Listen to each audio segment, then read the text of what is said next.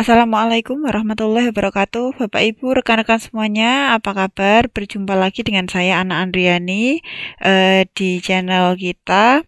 Eh, di sini kita akan membahas beda dengan yang kemarin-kemarin gitu ya. Kalau kemarin-kemarin itu langsung soal begitu. Nah, ini kita akan membahas tentang UP juga, tentang UP PPG, tentang teori belajar. Nah, ini berdasarkan kisi-kisi gitu. Jadi kisi-kisi nomor 76 sampai 80. Bapak Ibu kalau belajar tentang yang materi profesional itu kan bisa apa namanya? Dapat soal ganti angka seperti itu ya. Nah, untuk soal teori belajar ini banyak sekali yang merasa kesulitan gitu. Padahal di kisi-kisi itu sudah jelas dikatakan nanti yang keluar ini dan ini begitu. Nah, maka dari itu di sini nanti kita akan belajar teorinya. Di sini sudah saya beri ringkasannya. Nah, ringkasan sesuai dengan pengalaman kemarin ya. Nah, itu yang kemungkinan akan keluar kalau PPG itu apa begitu. Karena di kisi-kisi juga sudah jelas gitu. Langsung saja. Nah, ini nanti kita akan membahas 1, 2, 3, 4, 5. 5 poin di kisi-kisi. Nanti bisa dicek ya kisi-kisinya. Kalau misalkan ragu-ragu, apa benar ini ada di kisi-kisi gitu. Silahkan dicek gitu ya Bapak Ibu. Oke, yang pertama adalah ini poin 76. Itu menentukan teknologi informasi yang sesuai untuk membantu penanaman konsep matematika. Nanti yang 77 itu menerapkan teori belajar Ausubel dalam pembelajaran matematika. Menerapkan teori belajar Brunner dalam pembelajaran matematika. Kemudian menerapkan teori Dines dalam pembelajaran matematika. Menerapkan teori perkembangan kognitif Piaget dalam pembelajaran matematika. Nah, ini pembuat soal ini baik hatinya adalah Bapak Ibu, baik hatinya apa?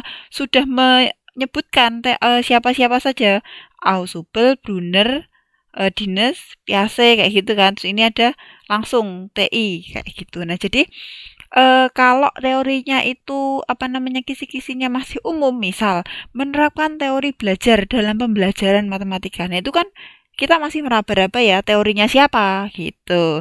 Vygotsky kah atau yang lain. Nah, ternyata di sini sudah diberikan Ausubel, Brunner, Dines, Piaget. Kalau saya dulu belajarnya langsung. Oh, yang Ausubel saya searching, Brunner saya searching, Dines saya searching, Piaget saya searching. Kemudian saya buat ringkasan. Nah, di sini saya sudah pernah, karena saya sudah pernah belajar ini, maka saya mau berbagi dengan Bapak Ibu ringkasannya begitu. Semoga berkenan ya. Oke, yang pertama ini. Ini coba saya besarkan dulu tulisannya. Oke. Nah, yang pertama menentukan teknologi informasi TI yang sesuai untuk membantu penanaman konsep matematika. Nah, di sini yang karena dia bukan alat peraga ya. Alat peraga berarti ada di kisi-kisi lain, kisi-kisi di poin lain. Karena di sini adalah menentukan teknologi informasi. Nah, berarti kalau saya di sini tentang aplikasi, aplikasi atau software yang digunakan untuk pembelajaran matematika. Nah, itu yang terkenal sebenarnya banyak ya Bapak Ibu ya. Ada Maple kayak gitu. Cuman yang terkenal itu adalah GeoGebra. GeoGebra itu untuk pembelajaran geometri seperti itu ya. Jadi ada geometri, terus kemudian dalam geometri itu ada nanti eh apa transformasi geometri. Nah, kayak gitu juga termasuk di sini ya. Terus kemudian ada yang kedua, kalau dulu saya ada nih pertanyaan tentang Microsoft Excel gitu. Jadi Microsoft Excel yang sering kita pakai, nah temannya Microsoft Word, nah itu ternyata di dalamnya itu kalau yang paling cocok pelajaran tentang apa kalau dalam matematika? Statistika ya. Nah, statistika. Jadi mean, median, modus itu bisa dicari dengan Microsoft Excel. Kemudian ada yang namanya software R gitu. Software R itu juga tentang statistika gitu ya. Jadi Bapak Ibu ini diingat-ingat gitu. Kemudian, oke, yang kedua, menerapkan teori belajar Ausubel dalam pembelajaran matematika. Nah, di sini eh, teori belajar bermakna Ausubel. Nah, sangat berkaitan dengan teori konstruktivisme. Nah, ini kalau saya kemarin saya garis bawahi ya. Ausubel itu belajar bermakna.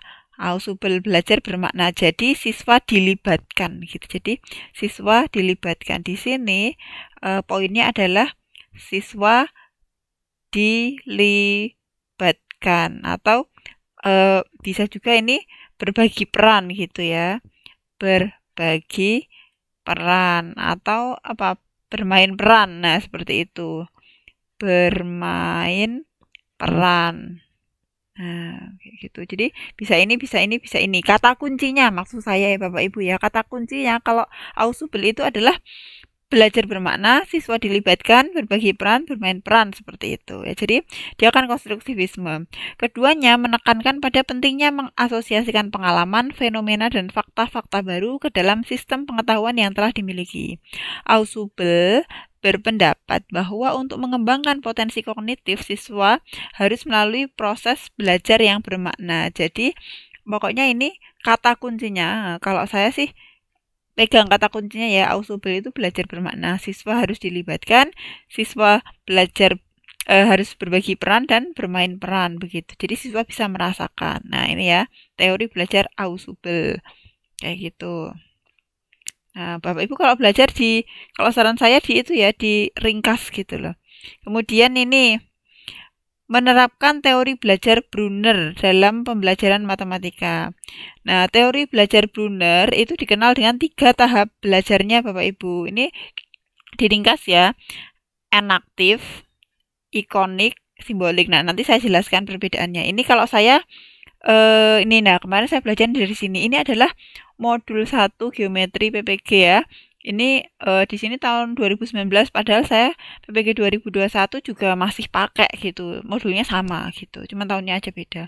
Nah, di sini kita lihat di modul itu ketika saya search tentang Brunner, nah di sini dijelaskan ya, ada 3 tahapan. Jadi ada enaktif, ikonik, dan simbolik. Nah, nanti kalau ada pertanyaan ada tahapan ini termasuk tahapan mana? Nah, seperti itu. Nah, di sini di modul bisa baca gitu. Enaktif itu tahapan yang bagaimana, ikonik itu yang bagaimana, simbolik yang bagaimana.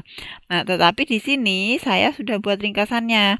Apa ya? Bukan ringkasan. Wong ini singkat sekali gitu loh. Kayak apa ya? Kata kuncinya gitu loh, Bapak Ibu. Kalau enaktif itu benda konkret. Ya, jadi siswa diberitahu bendanya. Ngelihat, melihat, bisa diraba gitu, bisa dipegang, bisa dirasakan. Nah, itu enaktif. Kalau ikonik itu sudah mulai gambarnya saja. Kalau ini tadi misalkan bentuk bola ya diperlihatkan bolanya, di bawah bolanya begitu. Kalau ini gambarnya saja atau visual gitu loh ya. Gambarnya saja atau visual. Kalau ikonik, kalau enaktif itu masih konkret. Kalau ikonik, ikon, nah itu gambar atau visualnya gitu. Kemudian kalau siswa sudah bisa begitu, nanti tahap selanjutnya adalah simbolik. Nah, simbolik itu ide, gagasan, logika, rumus. Nah, ini biasanya kalau sudah mulai simbol-simbol itu ada X, ada Y, ya kayak gitu, ada persamaan kayak gitu kan. Persamaan kayak gitu. Persamaan, logika, rumus. Nah, itu masuknya simbolik. Jadi, enaktif itu benda konkret, kemudian ikonik itu gambar visual. Nah, seperti itu. Kemudian kalau simbolik itu sudah mulai ide, gagasan, logika, rumus. Nah, kayak gitu Bapak Ibu. Jadi, kalau mau versi lengkapnya ada di ini saya dapatnya juga dari modul PPG ya, gitu. Modul PPG ini kita buat ringkasan yang apa namanya? Bukan ringkasan ya. Kata kuncinya kayak gitu loh biar belajarnya gampang kalau gitu. Kemudian selanjutnya adalah yang 79 menerapkan teori belajar Dines dalam pembelajaran matematika seperti itu. Nah, ini juga di modul ada. Nanti dicari Bapak Ibu. Nah, ini saya buat itunya. Oke.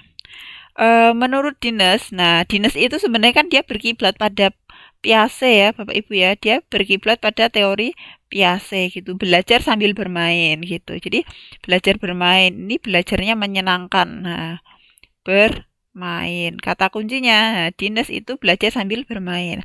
Ada 3 jenis konsep matematika. Konsep murni matematika, konsep notasi, dan konsep terapan.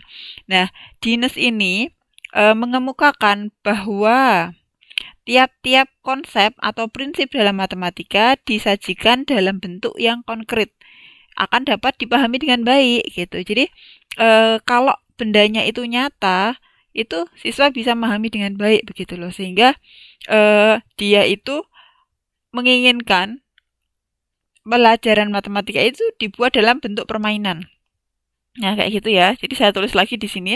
Jadi matematika itu dibuat dalam permainan gitu loh. Permainan. Nah, kata kuncinya ini ya, dinas itu permainan gitu. Nah, jika matematika diajarkan dengan teori dinas atau permainan, nah maka siswa akan lebih tertarik untuk belajar seperti itu. Jadi dinas itu permainan nih. Ini saya beri blok di sini ya. Nah, teori dinas terdapat 6 tahapan urutan gitu.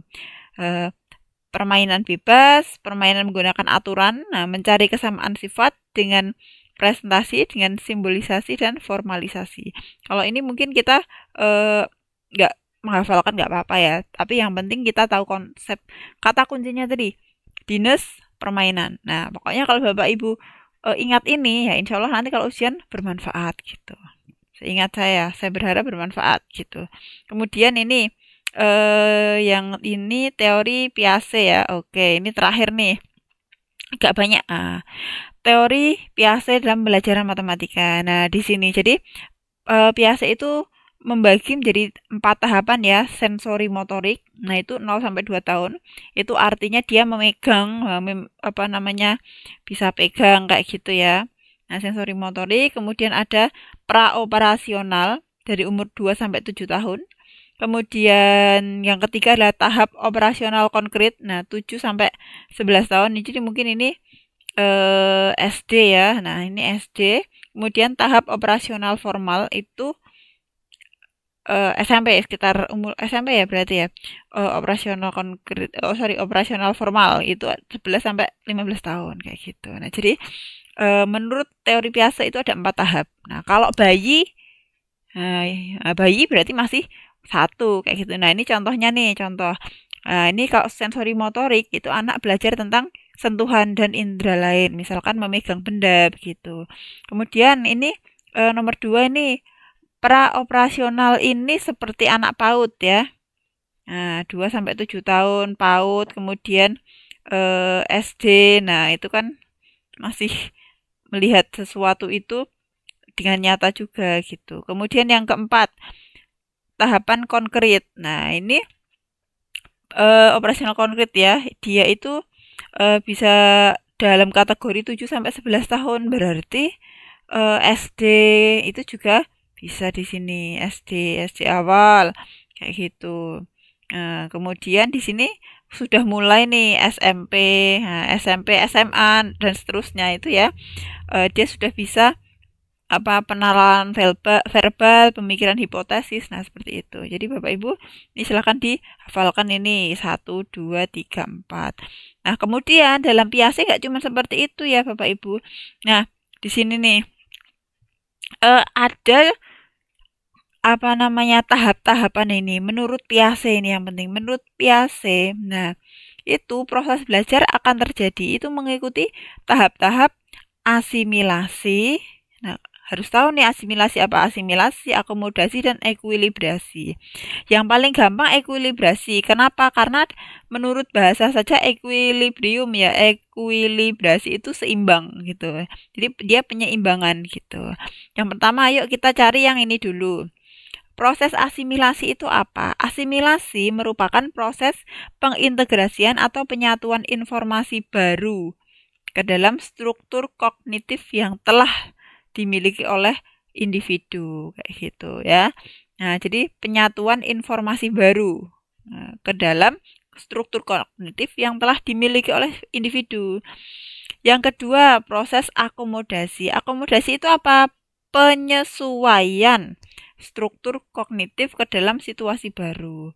Nah, sedangkan proses ekuilibrasi itu penyesuaian yang berkesinambungan antara asimilasi dan akomodasi. Nah, ini sebagai contoh ya, seorang anak memahami prinsip pengurangan gitu.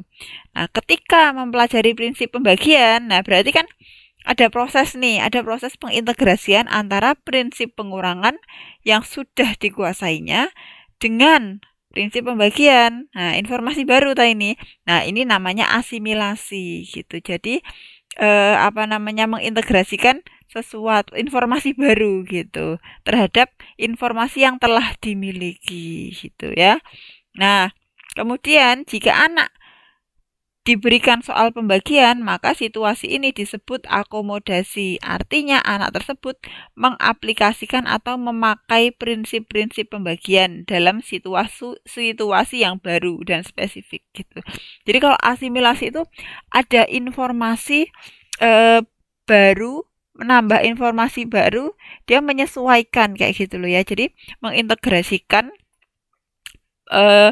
sesuatu informasi baru ke dalam satu pengetahuan yang telah dimiliki. Jadi nambah pengetahuan itu berarti asimilasi. Tapi kalau akomodasi itu sudah memakai pengetahuan yang dimiliki itu untuk situasi yang baru. Nah, seperti itu ya. Jadi kalau ada dua hal ini yang harus diperhatikan. Nah, di sini ada contoh. Contohnya asimilasi ya. Contoh asimilasi tadi. Seorang siswa mempunyai skema tentang perkalian sebagai penjumlahan bilangan sebanyak n kali. Kemudian, guru memberi informasi baru mengetahui eksponensial atau perkalian bilangan yang sama sebanyak n kali. Dengan pemberian informasi tersebut, siswa akan merasa proses perkalian sebagai penjumlahan bilangan sebanyak n kali berbeda dengan perkalian bilangan yang sama sebanyak n kali karena mempunyai kekhususan yaitu dalam penulisan. Siswa perlu memasukkan informasi baru kan ke dalam skema yang sudah dimiliki. Jadi memasukkan informasi baru ke dalam skema yang sudah dimiliki. Ini nih yang penting saya beri tanda ya Bapak Ibu ya. Oke, warna kuning. Jadi memasukkan informasi baru ke dalam skema yang sudah dimiliki. Ini namanya asimilasi. Jadi pokoknya nambah satu informasi baru disesuaikan dengan skema yang sudah dimiliki gitu ya. Kayak gitu. Kalau sekarang akomodasi. Kalau akomodasi bagaimana? Nah, dalam proses perkalian bilangan yang sama sebanyak n kali yang dilakukan, siswa akan memodifikasi skema yang sudah dimiliki yaitu perkalian sebagai penjumlahan bilangan sebanyak n kali dengan menambahkan skema eksponensial sebagai perkalian bilangan yang sama sebanyak n kali. Nah, dengan memodifikasi siswa memperoleh skema baru. Nah, seperti itu. Jadi kalau dia memodifikasi, memakai prinsip dalam situasi yang baru, nah itu namanya akomodasi, begitu ya, gitu Bapak Ibu. Jadi itu tentang Piaget. Nah, dipahami lagi tentang asimilasi dan akomodasi serta ekuilibrasi gitu. Jadi Piaget itu teorinya nggak hanya sekedar ini ya 4 tahapan ini, tetapi juga ada asimilasi, ada akomodasi dan ekuilibrasi begitu. Oke Bapak Ibu, itu dulu cukup. Oh ya, sebentar. Sebelum diakhiri video ini, saya mau menyampaikan bahwa tips dari saya belajar itu kisi-kisinya dibedah gitu. Jadi oh ini nanti yang keluar ini. Kalau belajar semua bagus, tetapi kalau kisi-kisi kan setidaknya lebih efektif dan hemat waktu begitu. Oke Bapak Ibu, kita lanjutkan pembahasan di lain kesempatan. Saya mohon komentarnya karena kalau tidak ada komen tuh saya kadang mikir ini video bermanfaat atau tidak, atau saya teruskan nggak ya bikin video ini karena ternyata kok kurang bermanfaat seperti itu. Jadi mohon kritikan dan sarannya, mohon feedbacknya di kolom komentar. Semoga bermanfaat. Semoga Bapak Ibu yang akan menempuh PPG, akan UP ataupun akan retaker, semoga sukses semuanya. Cukup sekian. Wassalamualaikum warahmatullahi wabarakatuh.